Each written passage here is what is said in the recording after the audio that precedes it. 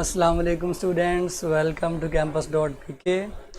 आज हम कुछ नया लेके आए हैं आपके लिए जो कि आपको इंशाल्लाह फ्यूचर में बहुत ज़्यादा फ़ायदा देगा, जिसका नाम है important tips to solve a paper. क्योंकि मुझे पता था कि आज आप लोगों का टेस्ट है। टेस्ट जो है ना, बग़ैर गाइड किए कि टेस्ट सॉल्व कैसे करना है, मुझे लग रहा था कि प्रॉब्लम्स पेश आएंगी। इसलिए जो है ना, मैंने सोचा कि पहले आपको ये बता दें कि लिखना कैसे है, क्योंकि आप लोग जो मैट्रिक में अपने अपने तरीके से लिखते आए हैं, तो उनमें से सबसे अच्छा तरीका कौन सा होता है लिखने का, वो आज इंशाल्लाह हम अपनी क्लास में डिस्कस करेंगे। और टेस्ट जो है वो आपका आज ही होगा। आप लोगों का जो आखिरी लेक्चर है उसके इंशाल्लाह फ़ौरन बाद आप लोगों का टेस्ट होगा, ठीक है। तो इंशाल्लाह ताला टेस्ट में डिले ज़रूर है लेकिन कैंसिल नहीं है। वो इसलिए क्योंकि मुझे कहा गया कि लेक्चर के अंदर आप जो है वो टेस्ट नहीं लेंगे, क्योंकि टेस्ट लेक्चर के अंदर लेने से जो है ना वो लेक्चर की टाइमिंग में फ़र्क पड़ रहा था। तो मैंने सोचा फिर लेक्चर के अंदर आपको बता दिया जाए कि टेस्ट सॉल्व कैसे करवाना है। तो टेस्ट जो है वो आपका आखिरी लेक्चर के बाद होगा। मैं अभी जो है वो आप लोगों का टेस्ट ऐड कर दूंगा असाइनमेंट के अंदर, आप लोगों को इंशाल्लाह शो हो जाएगा। आप लोगों का आखिरी लेक्चर ख़त्म होने के फ़ौरन बाद आप लोगों का टेस्ट शो होगा।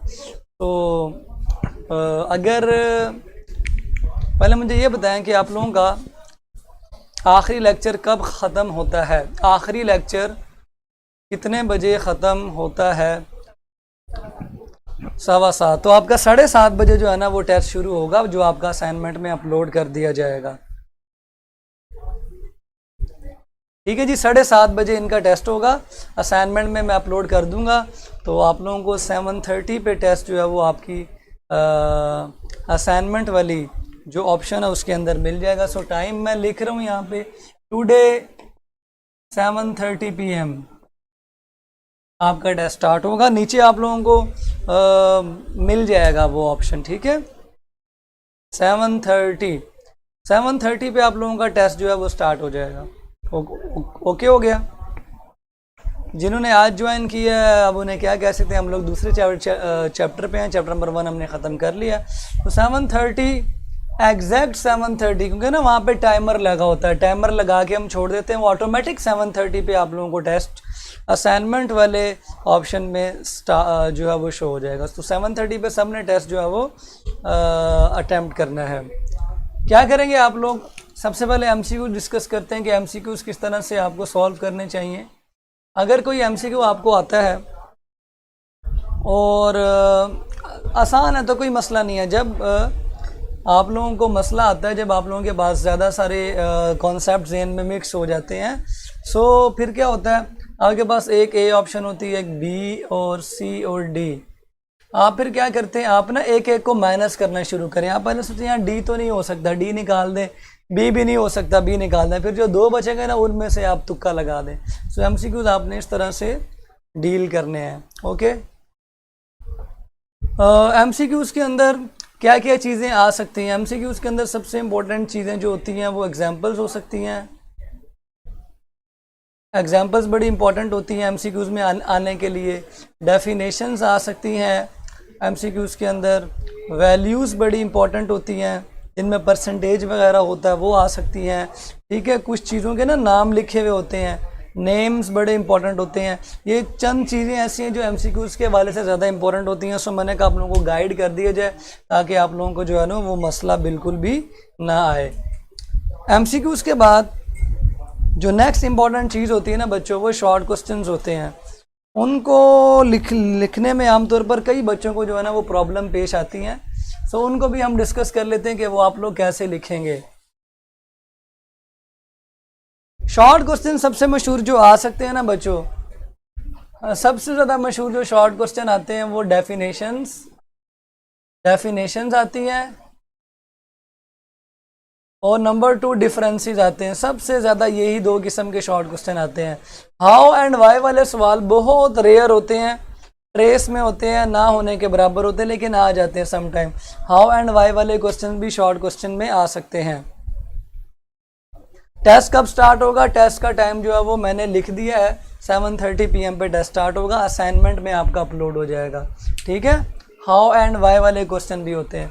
अब जब भी आप किसी शॉर्ट क्वेश्चन का आंसर देंगे, और याद रखें सबसे पहले आपका क्वेश्चन नंबर है MCQs का, फिर क्वेश्चन नंबर 2 जो है ना आपका वो शॉर्ट क्वेश्चन का होता है। तो जब आप क्वेश्चन नंबर 2 सॉल्व करेंगे तो सबसे पहले आप क्या करेंगे, आप सेंटर में हेडिंग देंगे क्वेश्चन नंबर 2 शॉर्ट आंसर्स। अब आपको मैं बताता हूँ आपने आंसर लिखने कैसे हैं। बहुत आसान सी चीज है ये। आपने सबसे पहले क्वेश्चन का नंबर डालना है। नंबर आपने वही डालना है जो आप अटेम्प्ट कर रहे हैं। अगर आप क्वेश्चन नंबर 2 पहले अटेम्प्ट कर रहे हैं तो आप 2 डालेंगे सेंटर में। शीट पर जब आप लिख रहे होंगे तो सबसे पहले आप 2 डालेंगे। अगर मैं आपको कोई डेफिनेशन देता हूँ, सबसे पहले आप उसकी हेडिंग देंगे। फॉर एग्जांपल बायो एलिमेंट्स हैं, बायो एलिमेंट्स की आपने हेडिंग दे दी। हेडिंग देने के बाद आप उसकी डेफिनेशन लिखेंगे मुकम्मल, और उसके बाद आप एग्जाम्पल की हेडिंग बनाएंगे मार्कर के साथ, प्रॉपर पूरा लिखेंगे एग्जाम्पल। E.G नहीं आप लिखेंगे, E.G नहीं लिखेंगे, मुकम्मल एग्जाम्पल का नाम लिखेंगे। एग्जाम्पल में आप इस तरह से एग्जाम्पल लिखेंगे 1 2 3, 1 एग्जाम्पल, 2 एग्जाम्पल, 3 एग्जाम्पल। इस तरह से आपने जो है वो करना है, ठीक है सर। सेक्शन 3 है, ये 4 एक्चुअली कराची बोर्ड से माइग्रेट किए हैं, वहाँ थे बायो में सेक्शन है। कौन से सेक्शंस की बात हो रही है, यहाँ कोई सेक्शंस नहीं है स्टूडेंट्स। तो आपने हेडिंग देनी है जिसकी आपसे पूछी गई है बात, और आपने हेडिंग के बाद उसकी कंप्लीट डेफिनेशन लिखने के बाद एग्जाम्पल देनी है। और एग्जाम्पल अगर ज़्यादा है बच्चों तो आपने उसको पॉइंट में लिखना है, क्वेश्चन नहीं लिखना आपने, क्वेश्चन बिल्कुल नहीं लिखना बच्चों। ओके, राइट और नॉट राइट। राइट बिस्किट भी था, बड़े मशहूर था मेरे बचपन में ना। तो क्वेश्चन नहीं लिखना। क्वेश्चन क्यों नहीं लिखना, क्योंकि आप आंसर शीट सॉल्व कर रहे होते हैं। आंसर शीट पे आंसर ही होने चाहिए, क्वेश्चन पेपर पे क्वेश्चन होते हैं, आंसर शीट पे क्वेश्चन नहीं होने चाहिए। क्लियर? क्यों बच्चों क्लियर है? बता दिया करें साथ साथ। तो आंसर लिखने सिर्फ आंसर की हेडिंग बहुत जरूरी है, आंसर की हेडिंग बहुत जरूरी है, तो वो आपने देनी है हेडिंग। इसी तरह जब आप नेक्स्ट क्वेश्चन करेंगे, जैसे कि क्वेश्चन नंबर 5 अटेम्प्ट करने जा रहे हैं, तो आप डायरेक्ट क्वेश्चन नंबर 5 का ही नंबर डालेंगे। जो सा क्वेश्चन अटेम्प्ट करेंगे बच्चों उसी का नंबर डालेंगे, फिर उसकी हेडिंग देंगे, एग्जाम्पल देंगे। और अगर कोई डिफरेंस आता है तो आप डिफरेंस लिखेंगे। डिफरेंस लिखने का तरीका सुन लें। सबसे इंपॉर्टेंट चीज डिफरेंस होती है बायोलॉजी के अंदर। मसला मैं आपको बताता हूँ जी, जीन थेरेपी, कीमोथेरेपी और रेडियोथेरेपी में डिफरेंस आता है। क्वेश्चन का नंबर डाला, फॉर एग्जांपल क्वेश्चन नंबर 4 है, आपने एक तरफ क्या लिखनी है, कीमोथेरेपी, दूसरी तरफ आपने क्या लिखना है बच्चों, रेडियोथेरेपी। अब आपको बताता हूं नया तरीका क्या है जी डिफरेंस लिखने का। आपने डिफरेंस इस तरह से लिखना है, अगर आप इसकी डेफिनेशन लिख रहे हैं तो दरमियान में आप हेडिंग देंगे डेफिनेशन की। हेडिंग देने के बाद आप अगली लाइन से डिफरेंस लिखना स्टार्ट करेंगे। दरमियान में जब आपने लिखना डेफिनेशन, अब ये सीधी लाइन नहीं लग रही, हम मजबूरी से इसको सीधी लाइन लगाएंगे। लग गई जी, वेरी गुड टू मी। लें जी, अब इस बॉक्स में इसकी आ जाएगी डेफिनेशन। दरमियान में डेफिनेशन की हेडिंग बनी, ये बड़ी इंपॉर्टेंट है। आपने हेडिंग दे के यहाँ पे डेफिनेशन लिखी इसकी, और यहाँ पे डेफिनेशन इसकी लिखी। ओके, फिर जब आप ये बताते हैं कि जी इसका सेकंड पॉइंट क्या है कि ये किसको किल करता है, टारगेट क्या है जी इसका, कैंसरस सेल या नॉर्मल सेल, तो आपने दरमियान में टारगेट लिखना है। दरमियान में आप टारगेट लिखेंगे और फिर से आप दोनों के बारे में बताएंगे। कीमोथेरेपी में जो टारगेट होता है वो नॉर्मल के साथ कैंसर होते हैं, और रेडियो में सिर्फ और सिर्फ कैंसर सेल्स को टारगेट किया जाएगा। इसका टारगेट भी लिखें, इसका टारगेट भी लिखें। इस तरह से आपने डिफरेंस लिखना है, यानी डिफरेंसेस की जो हेडिंग्स होंगी वो दरमियान में आएंगी। नोट कर लें इसको जल्दी से। डिफरेंसेस की बच्चों जो हेडिंग्स होंगी वो दरमियान में लिखेंगे आप लोग। इसकी भी डेफिनेशन, इसकी भी डेफिनेशन। इसी तरह अगर आपको डिफरेंस पूछा जाता है टिश्यू और ऑर्गन का, मिसाल है टिश्यू और ऑर्गन का अगर डिफरेंस पूछा जाता है तो आप डेफिनेशन लिखेंगे टिश्यू और ऑर्गन की। अब टारगेट तो नहीं है यहाँ पे कोई, तो सेकंड हेडिंग आपकी क्या बन जाएगी, एग्जाम्पल्स। तो आप एग्जाम्पल दरमियान में लिखेंगे, टिश्यू की इधर एग्जाम्पल लिखेंगे, ऑर्गन की एग्जाम्पल इधर लिखेंगे।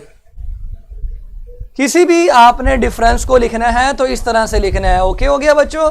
हेडिंग जो है वो दरमियान में, हेडिंग ये वाली दरमियान में आएगी सेंटर में, ताकि वो इस पे भी अप्लाई हो, इस पे भी। यानी डेफिनेशन इसकी भी है, डेफिनेशन इसकी भी है।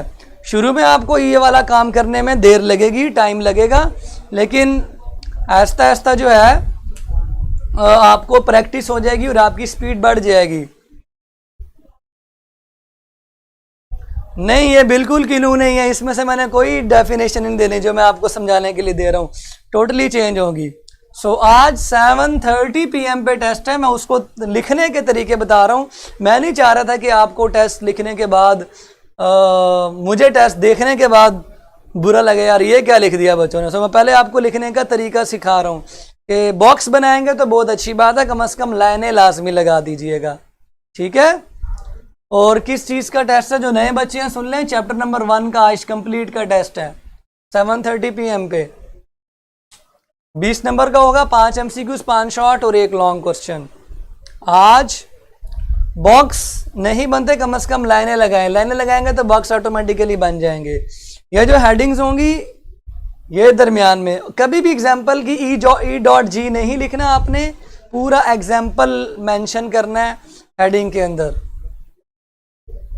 ये तो शॉर्ट क्वेश्चन में 2 तरीके हो गए, एक आपको तरीका डेफिनेशन लिखने का बताया, एक तरीका जो है मैंने आपको डिफरेंस लिखने का बताया कि हमेशा डिफरेंस इस तरह से हुआ, खूबसूरत लगता है ना, और जगह भी ज़्यादा घेरी है। अच्छा, अगर एग्जाम्पल एक से ज़्यादा लिखनी हो, मैं ऑर्गन की 2-3 एग्जाम्पल, तो आपने सीध में नहीं लिखनी, एक पॉइंट में एक एग्जाम्पल, दूसरे पॉइंट में दूसरी एग्जाम्पल, पॉइंट वाइज। इसमें भी अगर आपने 2 एग्जाम्पल लिखनी है तो एक पॉइंट में पहली एग्जाम्पल, दूसरे पॉइंट में दूसरी एग्जाम्पल। ऐसे नहीं कि एक इधर एक इधर एक इधर, एक ही लाइन में सारी एग्जाम्पल्स नहीं लिखनी, आपने बुलेट्स बनाने हैं। ओके, बुलेट्स बनाने हैं।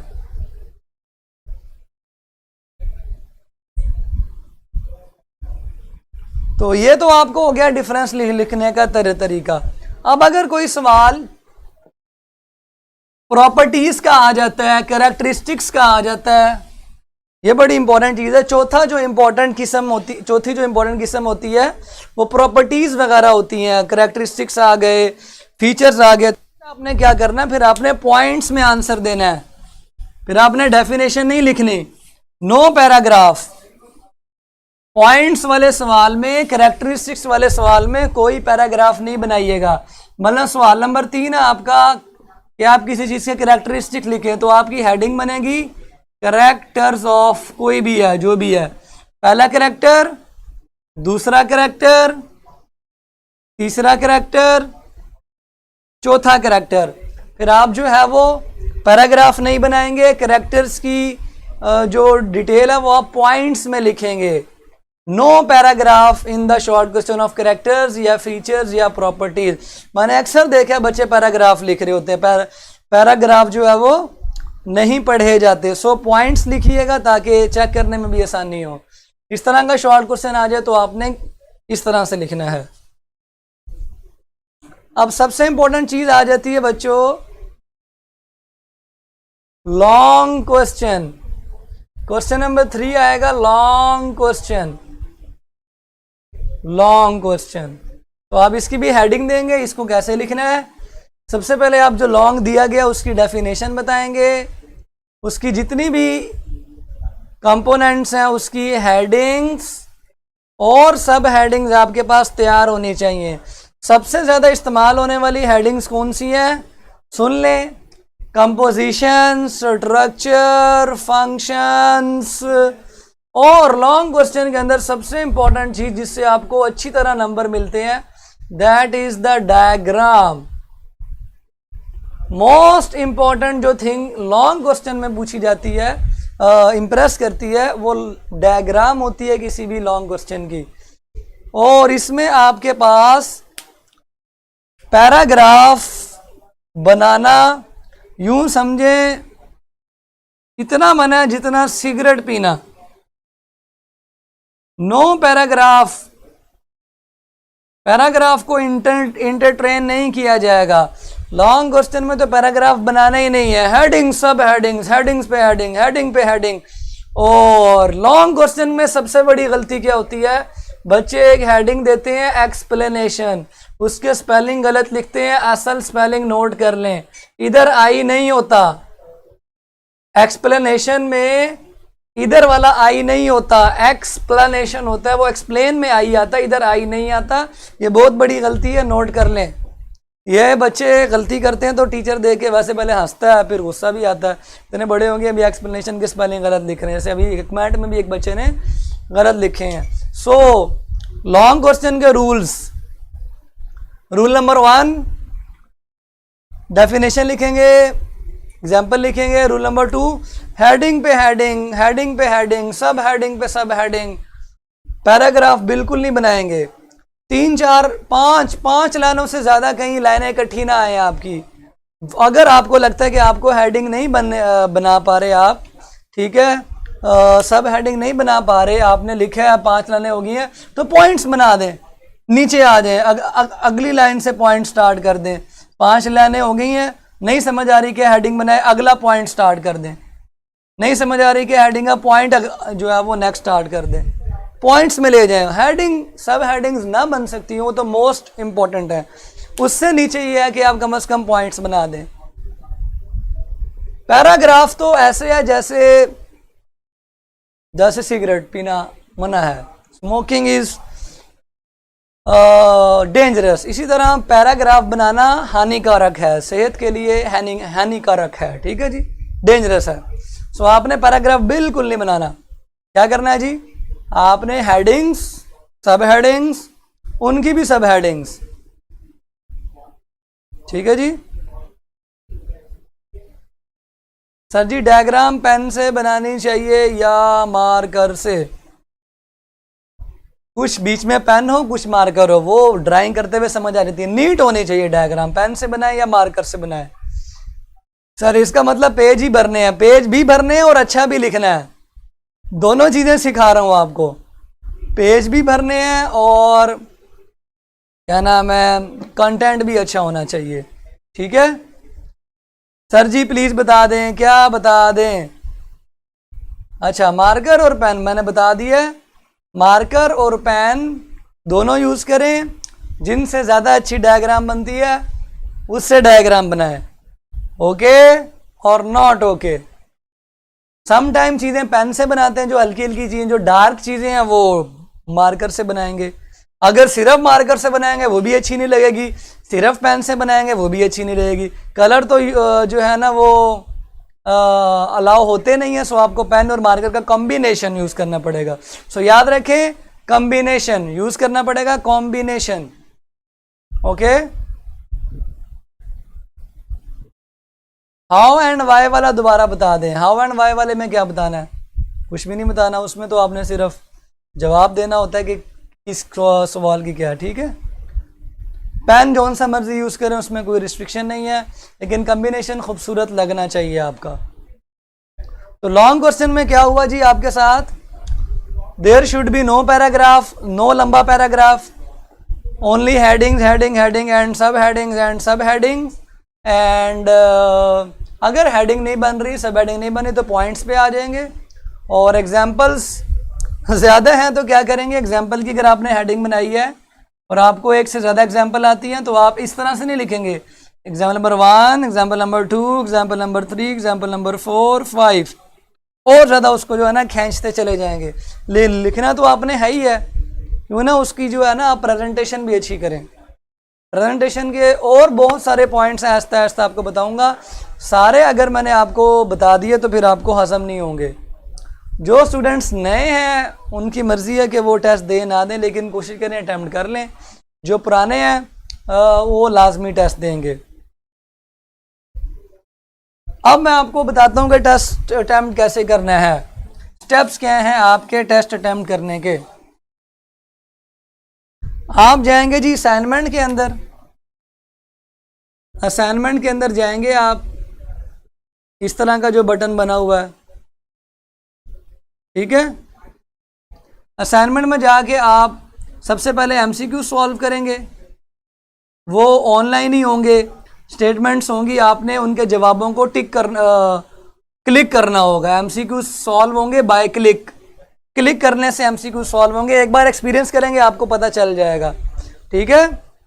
राइटिंग जोन सी अच्छी लगे वो लिखनी है। जिनको राइटिंग का मसला है मैं उनको भी एक टिप देता हूँ, बड़ी मज़ेदार है आपको। फिर जो शॉर्ट क्वेश्चंस और लॉन्ग क्वेश्चंस होंगे उनको आपने शीट पे लिख के उनकी इमेजेस लेनी है और फिर वो अपलोड कर देनी है। अपलोड असाइनमेंट, अपलोड कर देना। अगर आप मोबाइल से पिक्चर बना रहे हैं, लैपटॉप से लेक्चर ले लें, तो आप मोबाइल से तस्वीरों को लैपटॉप में शिफ्ट करके फिर आप अपलोड कर देंगे। पहली बार आपको प्रॉब्लम आएगी, आहिस्ता आहिस्ता आप सीख जाएंगे। अब मैं बताता हूँ जिनकी राइटिंग गंदी है वो क्या करें। वो बहुत ही इंपॉर्टेंट टिप पे अमल करेंगे राइटिंग ठीक करने के लिए। जिनकी राइटिंग बहुत गंदी है सुन लें, वो क्या करेंगे, वो बढ़ाएंगे, इंक्रीज करेंगे इंटर, ये मेरे अपने अल्फाज हैं, inter alphabetic space. Inter alphabetic space का मतलब क्या है? अगर मैं नाम लिखता हूं किसी चीज का, फॉर एग्जांपल मैं लिखता हूं बायोलॉजी, ऐसे देखें ना बड़ी गंदी सी राइटिंग में लिखा है। आपने क्या करना है, आपने इंटर अल्फाबेटिक मीन बी से थोड़े फासले पे आई लिखना है, थोड़े फासले पे ओ लिखना है, थोड़े फासले पे एल लिखना है, थोड़े फासले पे ओ, थोड़े फासले पे जी, थोड़े फासले पे एच, वाई, सॉरी, बायोलॉजी पूरा हो गया। जब आप इंटर अल्फाबेटिक स्पेस थोड़ी थोड़ी, ज्यादा नहीं, थोड़ी थोड़ी बढ़ाएंगे तो आपकी राइटिंग, जिनकी बहुत खराब है उनकी राइटिंग ठीक हो जाएगी। आप चेक करके देख लें।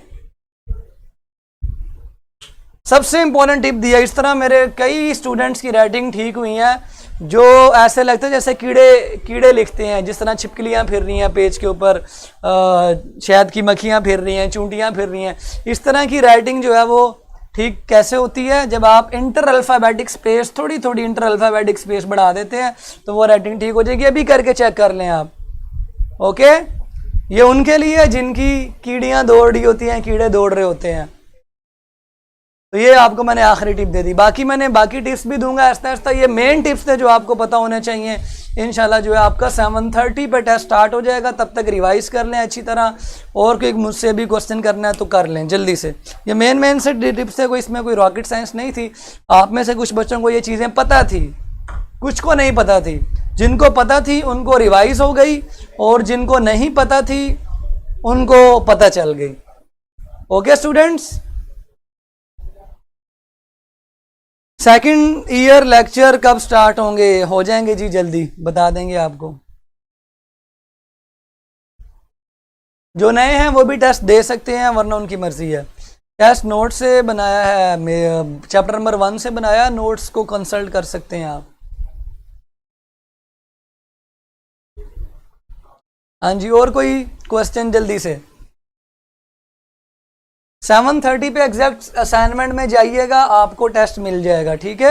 एमसीक्यूज वहीं पे सॉल्व कीजिएगा, और जितना टाइम होगा उसके अंदर अंदर आपने अपलोडिंग करनी है, वरना टाइम खत्म हो जाएगा जी। टेस्ट जो है वो चैप्टर 1 का ही है। मार्क्स डिस्ट्रीब्यूशन बहुत ही आसान है। 5 MCQs, 5 short questions, 1 long, 20 number पूरे। 5 और 10 15 और 5 20 पूरे हो गए, ठीक है।